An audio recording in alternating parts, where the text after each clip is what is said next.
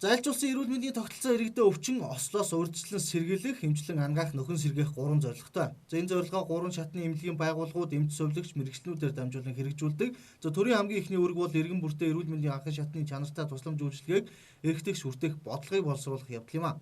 Гэсэн ч энэхүү бодлогыг боловсруулах хүн зүүн олон өвчин эмгээс хамгаалан тэтгэх зорилготой эрүүл мэндийн салбар нэр хүнд сүүлийн жилүүдэд ихээхэн унаад байгаа хэд болно. Хамгийн наадсахын жид дуртад энэ салбарыг толгойлоо авч явах чухал үүрэгтэй салбарын цайд албан тушаалтнууд нь авилга хэлэх хууль эрхтээлж дараалал холбогдсон хууль нэлтийн байгууллагад шалгагдаж байгаа явдал юм а. Тухайлбал Тус яамны сайд Монгол Ардын Өвсгөл намын ерөнхий найрамчийг даргасан шилэг дамбыг их хэмжээний ихээлх ахуул авилга хэрэгт холбогдуулан өнгөрсөн оны 11-р сард баримтлан шалгаж байгаа. Энэ хэрэгт холбогдуулан Тус яамны төрийн найрамчийн дараа ганц чимгийг шалгаж байгаа юм а.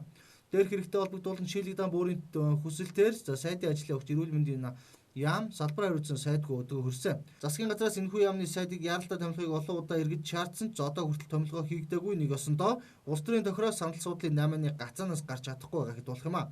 Харин улс төрчдийн энэхүү хэрэглээс үүдээд эрүүл мэндийн яамд шийдэгдэх ёстой олон асуудлууд хүлээгдэж байгаа хэд болох юм а. Эрүүл мэндийн спортын сайд бол үүрэг гүйцэтгэгч байж л байгаа шүү дээ. Монгол улсын шадар сайд одоо үүрэг гүйцэтгэж байж байгаа. Төрийн албан хаагчдын эмнэлэг гэдэг нэг хэцүү юм байгаа. За энэ эмнэлэг бол одоо концессийн гэрээгээр хувьд шилжүүлээд 2 жил болж байгаа. За хийсэн ажил байхгүй байгаа. Тийм учраас ерөнхий сайттай яриад өнөөдрийн хурлаар бол концессийн гэрээ цуцлагдана баг. За миний хувьд бол одоо ямар санал тавьж ерөнхий сайттай зөвшөөрсөн гэхээр энэ хоёр одоо барилгын нэг нь бол одоо нэг хоёр том аппарат байгаа даа шүү дээ. Ямара сити аппарат 2. Тэр хэсгээ бол нэгдүгээр эмнэлгийн амбулатор болгож өөрчилнө. За энд бол 800 саяар одоо засвар хийгээд ингээ ашиглалтанд авна.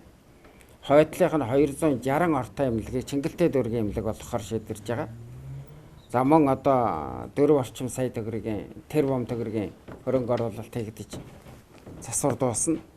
Одоо нэг өөрчлөлт хайцсан юм засан шүү дээ. Түүнчлэн энэ оны 4-р улирлын эмийн төсөв, эмчилгээний нийт шаардлагатай тоног төхөөрөмжүүдийг авах шинжлэх олон асуудлууд, дээрх асуудлаас болоод гацаанд ороод байна. Тэр чухал эрүүл мэндийн салбарын толгойлох чадварлаг, мэрэгжлийн удирдах албан тушаалтныг засгийн газраас яаралтай томилох шаардлагатай байгааг энд хэлхэн зүгээр хэрэгжээ.